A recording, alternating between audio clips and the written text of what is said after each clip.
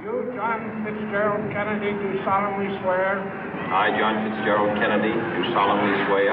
That you will faithfully execute the office of President of the United States. That I will faithfully execute the office of President of the United States.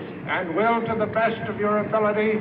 And will, to the best of my ability. Preserve, protect, and defend the Constitution of the United States. Preserve, protect, and defend the Constitution of the United States. So help you God. So help me God.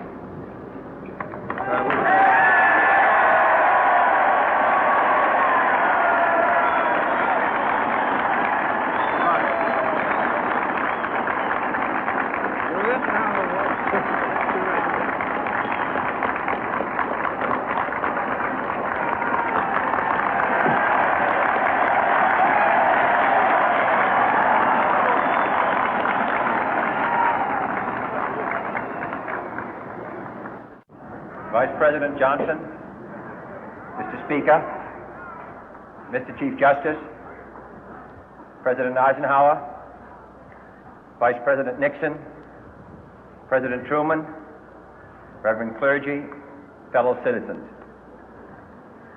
We observe today not a victory of party, but a celebration of freedom, symbolizing an end as well as a beginning, signifying renewal as well as change. For I have sworn before you and Almighty God the same solemn oath our forebears prescribed nearly a century and 3/4 ago.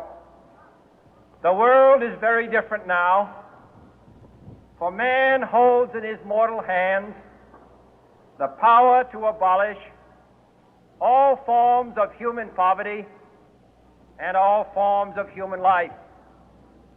And yet the same revolutionary beliefs for which our forebears fought are still at issue around the globe. The belief that the rights of man come not from the generosity of the state, but from the hand of God.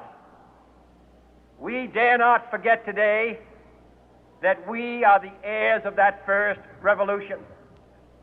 Let the word go forth from this time and place to friend and foe alike that the torch has been passed to a new generation of Americans born in this century, tempered by war, disciplined by a hard and bitter peace, proud of our ancient heritage, and unwilling to witness or permit the slow undoing of those human rights to which this nation has always been committed and to which we are committed today at home and around the world.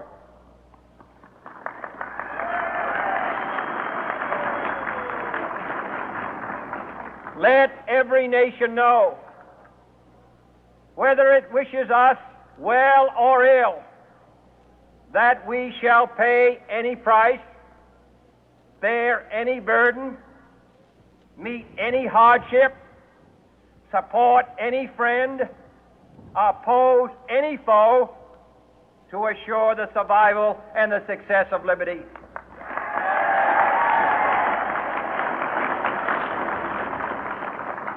This much we pledge and more. To those old allies whose cultural and spiritual origins we share, we pledge the loyalty of faithful friends. United, there is little we cannot do in a host of cooperative ventures.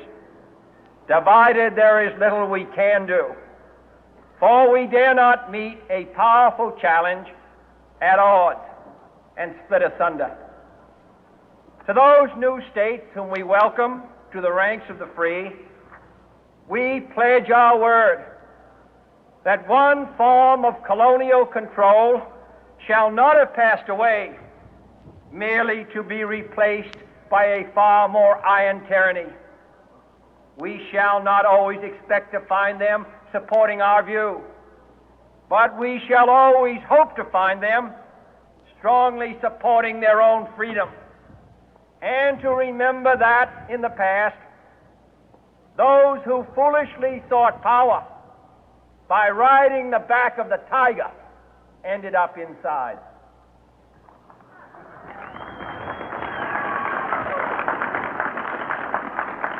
To those people in the huts and villages of half the globe struggling to break the bonds of mass misery, we pledge our best efforts to help them help themselves for whatever period is required, not because the communists may be doing it, not because we seek their votes, but because it is right.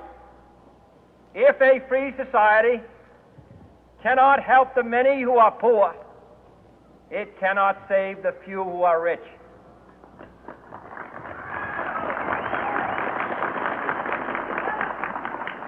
To our sister republics south of our border, we offer a special pledge to convert our good words into good deeds, in a new alliance for progress, to assist free men and free governments in casting off the chains of poverty.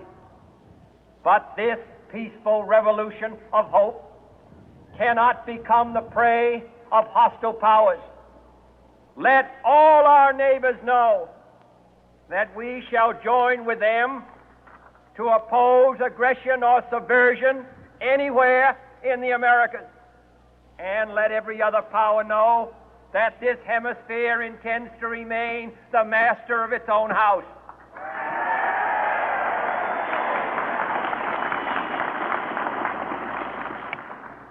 To that World Assembly of Sovereign States, the United Nations, our last best hope, in an age where the instruments of war have far outpaced the instruments of peace, we renew our pledge of support to prevent it from becoming merely a forum for invective, to strengthen its shield of the new and the weak, and to enlarge the area in which its writ may run.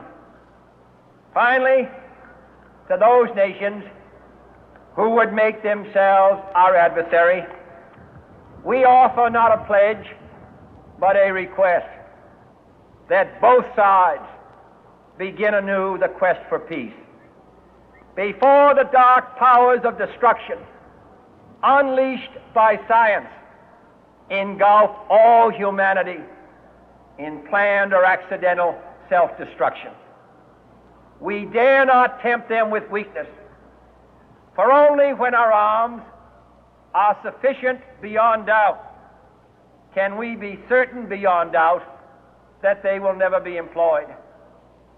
But neither can two great and powerful groups of nations take comfort from our present course, both sides overburdened by the cost of modern weapons, both rightly alarmed by the steady spread of the deadly atom, yet both racing to alter that uncertain balance of terror that stays the hand of mankind's final war.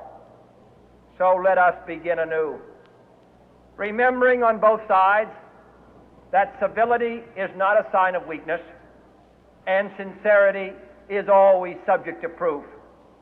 Let us never negotiate out of fear, but let us